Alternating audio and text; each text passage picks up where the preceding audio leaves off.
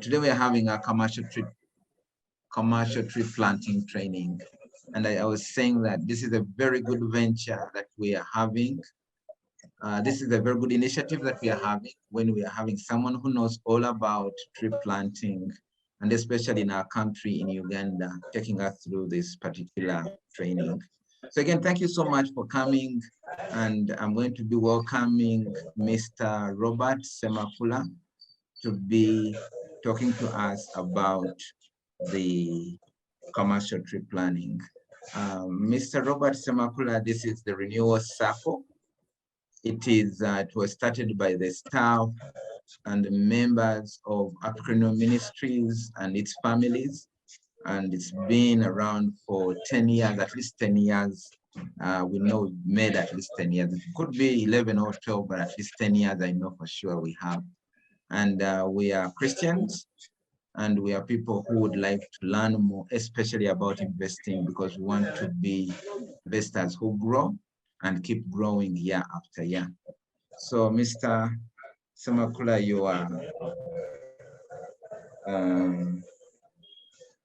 you're very welcome. I do not have your bio yet, so I may let you introduce yourself when you come on. Harriet, okay, a minute.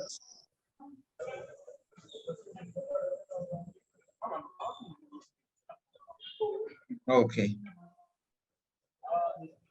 All right, so I've gotten some good information here, friends, that I would like to share with you before Mr.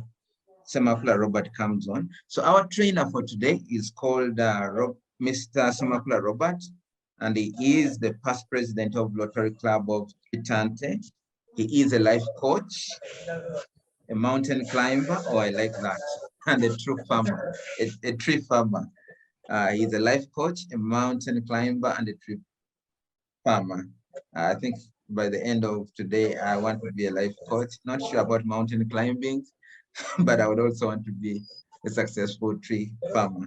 He's also a husband and a father. He is also a corporate management executive specializing in business strategy. He has served as a director, CEO, and top manager in British American Tobacco, in Uganda Telecom, in Vision Group, in the Mark Company, in BBS Television, and in CTV. He actually, the person we are going to be talking to today, has a master's in law from Leicester University and a BCom degree from Makerere University. So, ladies and gentlemen, allow me to welcome Mr. Robert Semakula to be taking us through today's training. Mr. Semakula Robert, you're welcome. Thank you very much, Emmanuel, and the kind introduction as well. I'll just switch on my video for a second so people know I'm not a robot. Okay, so that is me, Robert Semakula. And what you're seeing on the screen is a slightly younger me from 2 years ago. My actual tree farm, one of my tree farms, this one is on Mityana Road. I do others in a few other areas here in central Uganda. So what you're seeing there, if you don't mind, I'll now stop my video. Okay, yeah, so that we focus exclusively on the information. That's right. So that's one of my tree farms. So I'm a real tree farmer. It's not a theory. I'm not going to be talking out of theory to you people. I've been growing trees commercially for about over 12 years now. Right, so how much time do we have, Emmanuel, for this? Oh, my name is Henry. We'll be having 1 hour. So it's okay. We'll be having 1 hour. Including questions, okay? Yes. So I'm going to run through this in just about 20 minutes or less. Then we can enjoy the question and answer session. I always learn a lot from the questions myself. Yeah. So we're going to talk about commercial tree farming, and a commercial tree farm looks like that. Okay, as you can see, there's no wetland there. There's no bush growing in the trees. We look after them the way you would look after a child, or the way you look after a pigsty, or the way you look after your bean garden. No weeds, nothing. And you can see they're all in straight lines. That's another indicator of a professionally, something you are paying attention to. So moving along. But before we go very far, let me first share some information here. Don't worry about the statistics too much. I'm going to break them down for all of us. So this slide I actually got from a very interesting character called Ramadhan Govi. This was in 2019 before he became a big man in government. And we were talking economics with him. And he was kind enough to show me which sectors were growing in the Ugandan economy up to 2020. This is just before COVID. So as you can see from this slide, on the left, the services and manufacturing sectors were growing, professionals like you people here, trade, public administration, politicians and so on, those sectors were growing, manufacturing, and so on. Even livestock is here. But if you look on the extreme right here on your screen, agriculture was not growing. Actually, agriculture was having a decline, negative growth, except for livestock and forestry. Why am I bringing this up? I don't know, and I'm willing to listen to a lot of you. When you're investing your money, I want to hear people who are investing in food crops. I want to know about how that is doing. People who are investing in animal husbandry. I can see here livestock sector was growing, but agriculture, not so much. Okay, food crops, as you can see, was a bit down.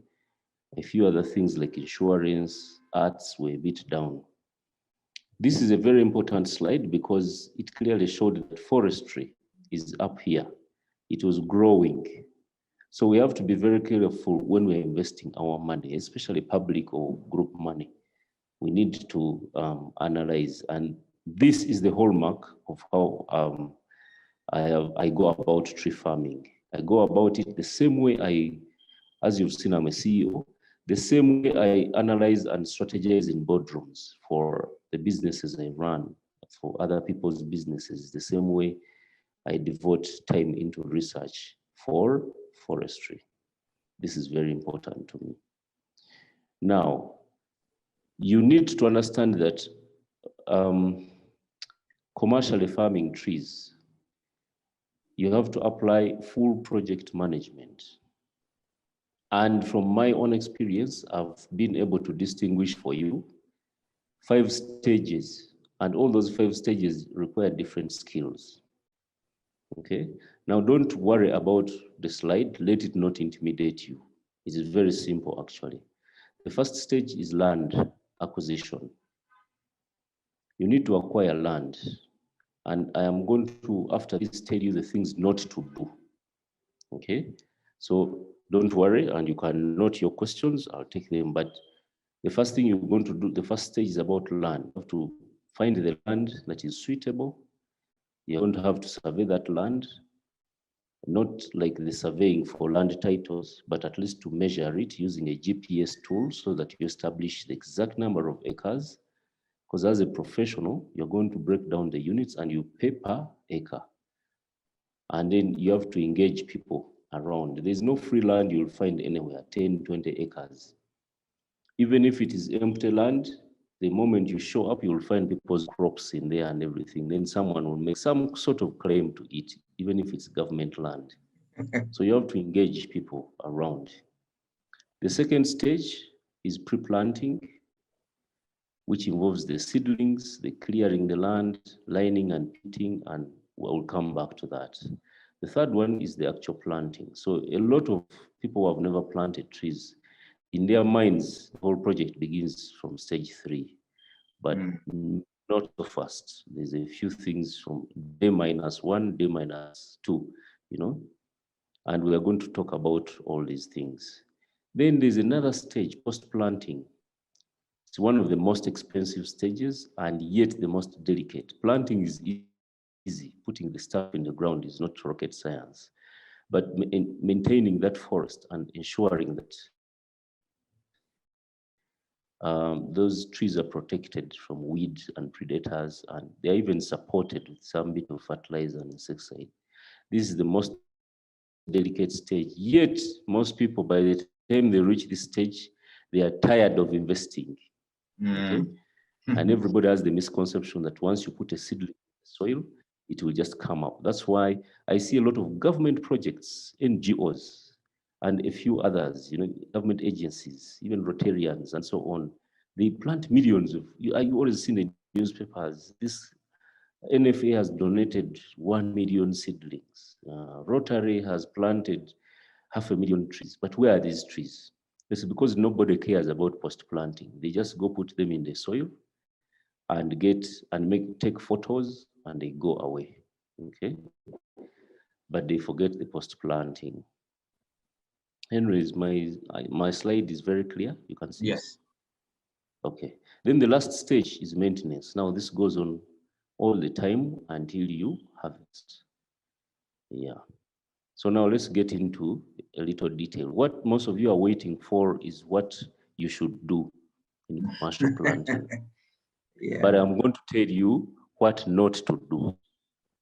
From my research as a people leader and manager, people tend to pay more attention when you tell them what not to do rather than patronize them with what to do. So let's try that. And then in the end, I'll give you even 2 slides that show the numbers, the costs and the profitability numbers. So let's begin. On the first stage, you remember stage 1, the land, the things not to do. Number 1, do not plant in wetlands. So eucalyptus, contrary to what you may have heard on the street, does not grow in intobas.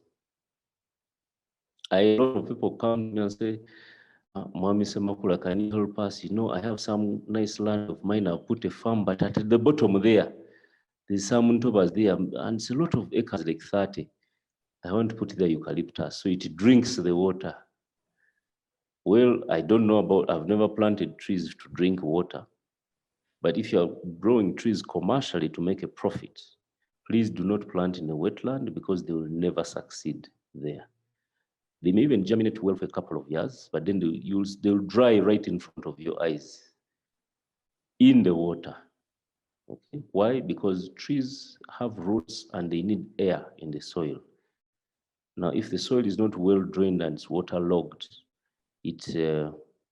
from simple physics, you know, the water will displace the air in the soil. So that air will be starved of oxygen and it will not be able to accommodate life actually down there. Like the earthworms, which also take air into the soil and everything will not live there. So you need well-drained loam soils. Actually, where you can grow coffee or matoke or cassava is where trees will grow well. It also needs, eucalyptus in particular, it needs fertile and gentle slopes. Unlike pine, for example, for it's happy with rocks and even very dramatic hills. So it can even grow in the mountains, but not eucalyptus. Number 2, do not buy land. I always advise those who are going in for it commercially, if you want to plant 10, 20 more acres, I think you shouldn't buy land. Why? I mean, 70% of Uganda is still a bush. I would rather you look for where to lease this land from. For example, the NFA, National Forest Authority, has land that is gazetted for tree planting. And maybe a decade and a half ago, government decided that they are not good at planting trees commercially and maintaining them. So by law, they opened up that space. Private um, planters and now be allocated gazetted land for the exclusive purpose of growing trees, not maize, not rearing goats. Okay, so there is a bit of land there and you can look for it. It's not very easy to come by, but I know for certain that even what NFA allocated about 5 years ago, most of it is still unplanted. So it's in their interest to have serious people who want to plant. And you look like those people, you people here. Then you can also get land from districts. Some districts also have land, especially upcountry, which they can also allocate to tree planting. Incidentally, there are some organizations that have land. So I know some schools have leased land from the Catholic Church, for example, in some areas. And even some cultural organizations have land. Those are conversations you want to have instead of buying land. But you could also rent from your clan, your family. In some parts of the country, people own land communally. So if you need to use it, they won't sell it to you, but you can lease it or rent it. I know in some districts in Uganda, that is very common. But then some of you come from landed families, from the Gentiles. Some of you have a lot of land in your family, and it's probably not all or not even fully utilized. You rather go have an agreement with your family, a written agreement, and utilize some of that land for tree planting. I would discourage you from buying, because if you buy, then it may take long to become profitable for you or even to break even. But if you lease or rent the land, you become profitable really quickly. Lastly, on the land, don't do amateur stuff. What do I mean? Someone comes to me and says, you see, our Gomba, Ninao, about 5 acres. So I wanted to put matoke on one, coffee on another, my house and some goats, then I remain with half an acre. Can I plant trees? Yes, you can, but you will not be commercial. You need scale to be commercial. Secondly, if you are 20, 30, 60 people friends, or in an organization, a circle like yours, it is better you all plant on one piece of land than 60 of you planting one acre all over the country. It's very inefficient. If you have land in Agago, another friend has in Mubende, another has in Katosi, then you need 3 managers for the 3 locations. And you all drive out on the weekend to different parts of the country to supervise. But if you try and professionalize, get together and do one big project rather than spreading yourselves, that's amateur stuff. That smallholder stuff was for our great grandparents. Okay, even our parents. But going forward, there's room to improve on that by just joining efforts, which I learn from Henry, from Harriet, that as organized people, you are trying to do that together. You hire professionals. Don't try and do this by yourself. I have been burnt myself. That's why I'm even trying to put this information together for other people. I once worked with a friend of mine who died, my farm manager. He was a very hardworking man. He was reputed to be the most hardworking Michigan in the whole world. He worked, 14, 18 hours a day? But unfortunately, he was unprofessional. So it's not just about how hardworking you are. There are contractors, listen carefully. There are contractors, foresters who are trained to establish forests. And they are not as expensive as architects or lawyers or whatever. These are simple everyday guys, but they are licensed. In fact, they are observed by the Uganda Timber Growers Association. Please write that down. You will find them. Uganda Timber Growers Association, UTGA, actually monitors these professionals. They have a list of those. I certainly have a few I work with. And they're not as expensive as you think. Okay, we'll be talking about that when I show you the numbers. So that's stage one. Stage two, pre-planting. Let's talk about the things we should not do. Please do not buy roadside seed. Okay, so those seedlings you see along the highways near um, um, flower gardens and so on, they look nice and healthy, but eucalyptus actually has different types. The more commercial one we grow these days is a clonal type. It's cloned.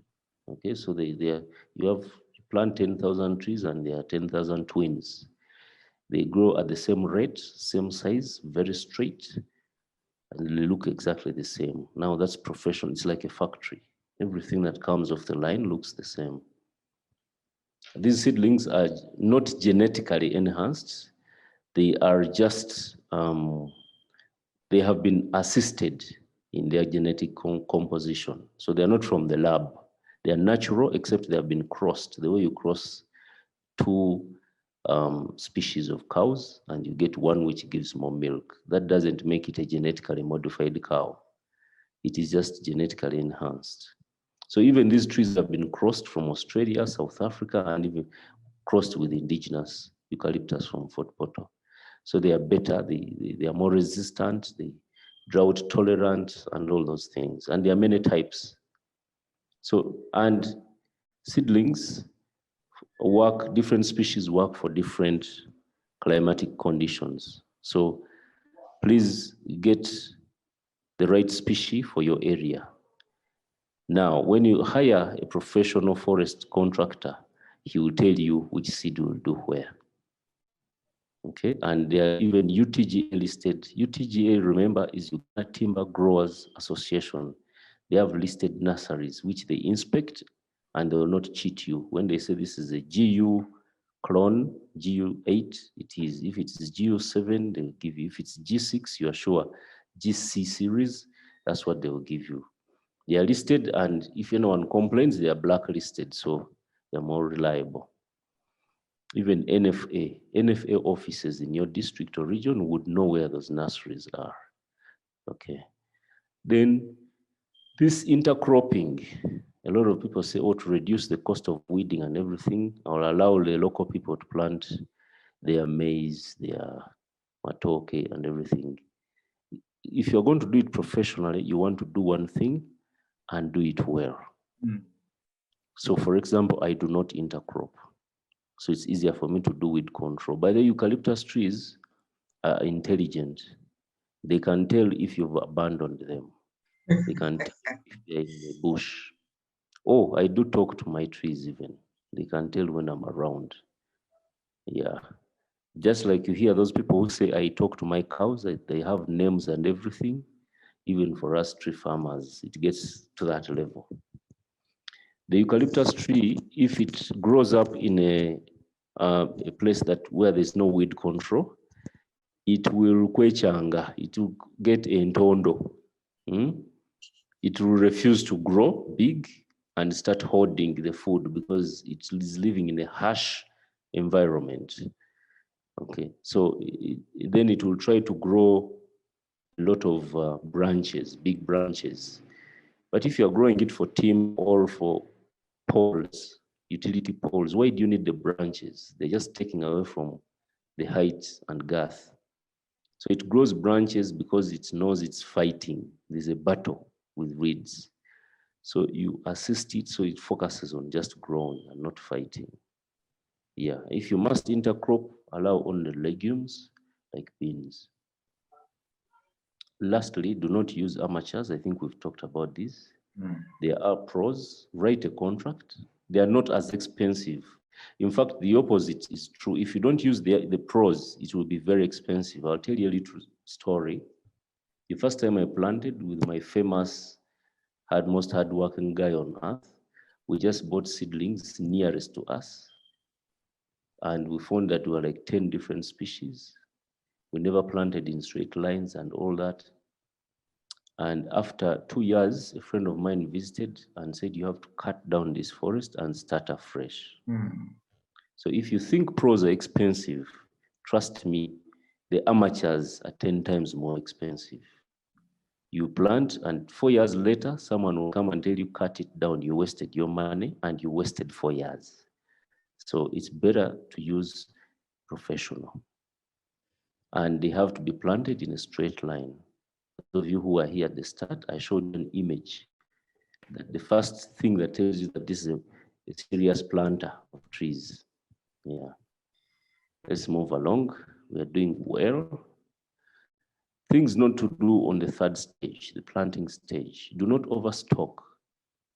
So if you are using a professional, you'll probably plant your trees at 10 feet by 10 or 12 feet by 12 spacing. I have planted enough over the years to know that I have now moved. I've experimented with 9 feet, 10 feet, 11 feet, and I'm happy with 12. So my latest crop is 12 feet spacing. When you plant them at equal distances in all directions, they will be uniform. And the buyers tend to want that predictability. They want them uniform girth, uniform height. Even you will get a uniform price, other than someone cheating and saying, but you see your trees have about 6 different sizes. Then they'll tell you the smallest ones, I'll give you X. The big ones, I'll give you Y. By the time they finish, they're basically paying you for only the small price, So let them be equal. And then you must thin at between 2 and 3 years, you do the first thinning. Then again, between 4 and 5 years, you do a second thinning. So someone told me, if I grow them very well, why should I kill them? It's actually very painful. Even when I am thinning my trees, I make sure I'm not in the country. So when I've traveled, work, that's when I order them to, because it's very painful seeing those trees come down. Remember, I whisper to my trees, to them. So seeing them come down is a horrible sight. However, it has to be done. So when you plant them at 10 by 10 feet, they're close enough to fight for light. So they will try to grow very fast. A eucalyptus tree in 2 years is almost 40 feet tall. They are fighting for light. And then they will not grow branches because they don't need the branches down there. They need the top. So they focus all their nutritional growth in the trunk, not in the branches. You don't need the branches, you need the trunk. But then, so you have to cut a few out at 2.5 years. By that time, they've grown tall enough. They've competed for light. Now you remove a few so that they can start growing a little bigger. They'll first be thin and tall, then you reduce at both these times, you reduce the population so they can get more nutrients and grow a little bigger. And thinning, even that has a professional who knows how to thin in a mathematical format. You don't just go looking and cutting. There's a format that is used so that the remaining trees have exactly the same nutrients and access to light. Spraying termites, the best way to do it is first to kill the anthills. It's more efficient than trying to spray many times. You kill the anthills, then you do only one spraying when they are starting. Then avoid termite-infested land. I have seen friends go to Nakasongola, the land is cheap, not all of it, some parts.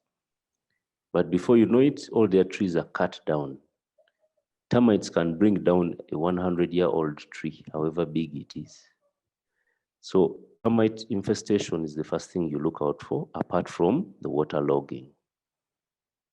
Lastly, do not allow competition. A professionally planted eucalyptus forest has 0 weeds, or close to 0, like you saw in the picture. Yeah.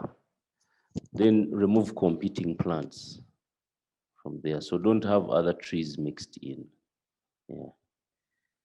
Quickly, post-planting, this is the second last stage. So immediately after planting, during the rains, like now, it's September, the rains just started 3 weeks ago. October is going to be the middle, then November they will start receding. So you plant in September, or early October. Then soon after that, we go into post-planting. Weed management, we have to, slashing is not an efficient way because you slash a place and next week it's all back. However, we have pesticides, herbicides. Yeah, we have herbicides to control the weed. Then we also do spot weeding because you can't spray the herbicides too close to the tree, you'll kill it. So you do a spot weed, then in between you spray herbicides. Do not bring animals to graze, but to help you to control the weeds. No, they will kill your trees as well. They may not eat them, but they will destroy the skin of the tree. The goats like to nibble at the tree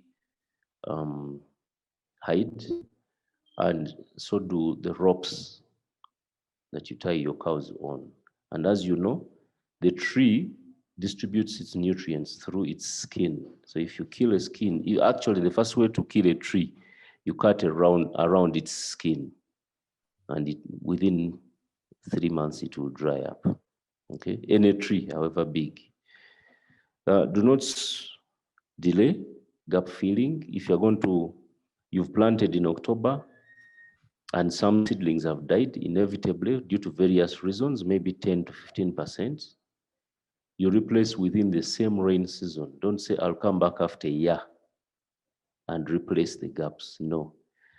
When these eucalyptus trees go 4-5 months, anything you bring under them will never succeed. They will outcompete it. They are very aggressive and fierce. Okay? That youngest tree has zero chance. It will forever be tiny and small. Yeah. And lastly, maintenance. Do not leave your forest unmanaged. Have a permanent caretaker there. You can pay someone 300,000 a month or 200, and they'll take care of your forest. Then you yourself have to inspect regularly. A Jewish friend of mine, a farmer, said the best fertilizer for your farm is the owner's gumboots. Okay? The more you are there are things you'll see that your workers stop to see. Okay? Do not exclude the community. Like eucalyptus is self-pruning, those little branches dry up and fall off down, okay, as it goes up. Please don't be greedy and say you'll sell those ones. Those ones, you leave the community to fetch the firewood from those ones, please. Otherwise, your 50, 10, 30 acre forest is the security. The first responders in case of a fire are those people in the community. So let them enjoy the forest. Do not kill the community well. Wherever you find, at least in many parts of Uganda, if you do a 10-acre project, or 20, 30 acres, there will definitely be a well somewhere. Please do not plant close to the well. Give it at least 10, 20 meters. Make that sacrifice. Employ local people where you can. So your contractor will come, but you encourage him to also hire some locals, so they are part of it. And allow non-compete activities. If someone wants to do beehives in your eucalyptus, you talk to them, allow them. Oh, by the way, did I mention that the best honey in the world comes from eucalyptus trees?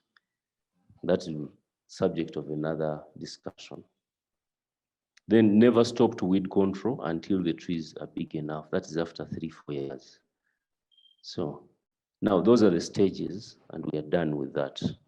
Now, as we come towards the end of this chart, I'm going to talk about the numbers. Yeah. So let's look at the income per acre.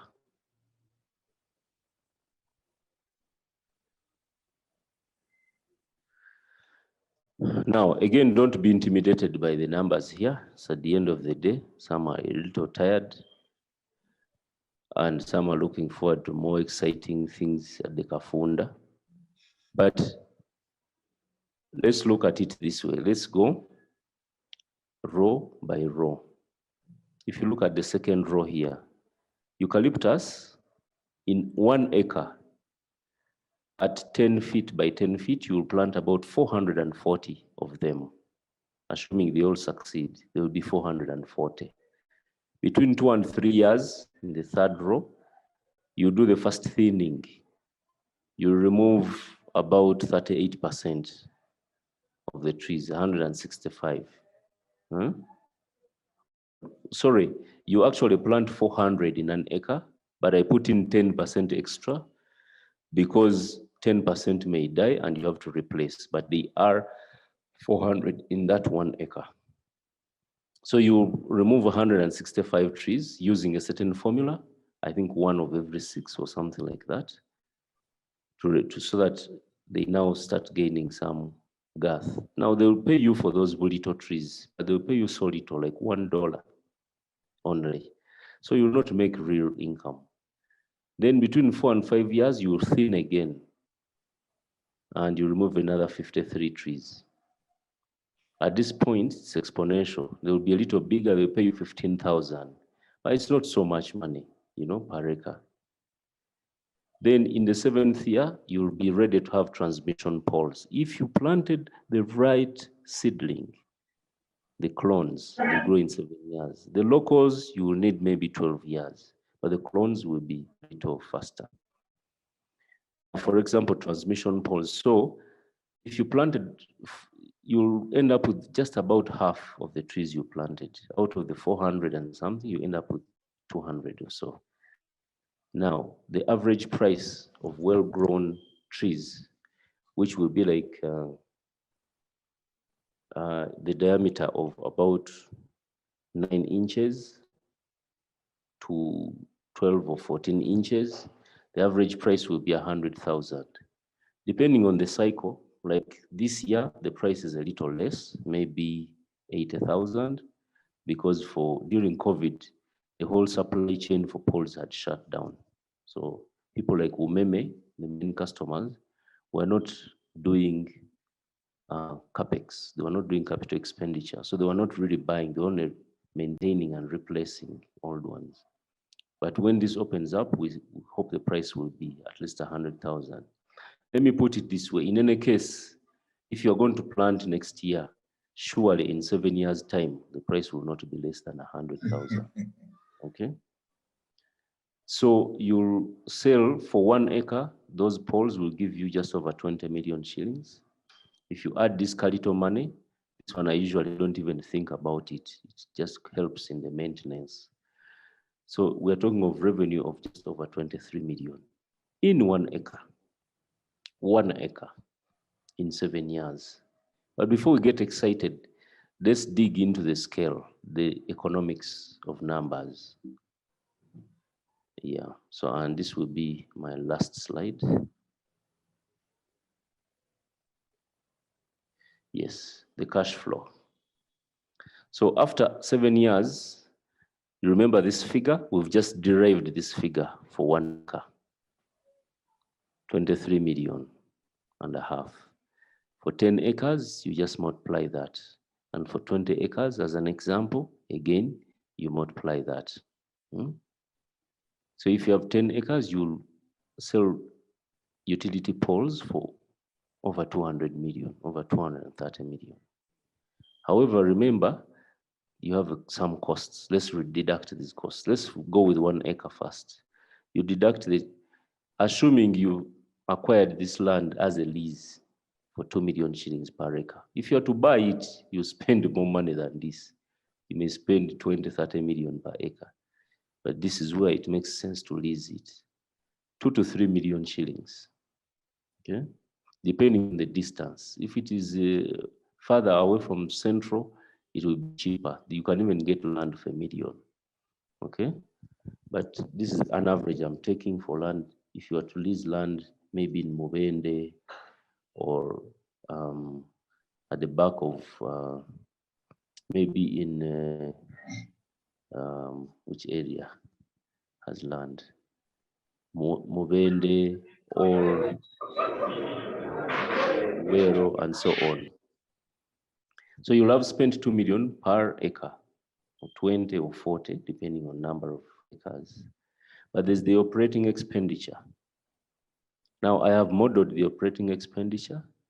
Things like, you remember you have to put insecticide. These days we even put some fertilizer. You have to pay salaries. For example, if you're just paying one caretaker 200,000 per month, the guy lives on this land for all 7 years and you pay him every month. In a year, you're paying him 2.4 million. In 7 years, that's over 14 million. So the salary, labor is the biggest expense. So you deduct that. You sold 23.5 millions and you have these costs, then you're going to make a profit of 1 million shillings. And it doesn't make sense for you to make 1 million after 7 years. Does it make any sense? No. That's why I say please don't plant few acres. You rather combine many people and plant many. Now look at the exponential growth. When you plant 10 acres, you make a lot more money. Why? Because some of these costs are fixed. The operating costs are fixed. The rent you pay for your manager is the same. And one guy will look after 10 acres. One guy will look after 20 acres. In fact, one guy can look after 50 acres. Okay? So there are some costs that are fixed. Simply because you have 20 acres doesn't mean you'll have 20 workers every month. Okay, so it begins to make economic sense after 10 acres. If you ask me, if you're going to plant eucalyptus on less than 10 acres, I'm not so sure. You rather do find something else. Okay, so I always encourage go for at least 10 acres, but the more, the merrier. And as you can see, the profit grows economically. Yes. So, Henry, I think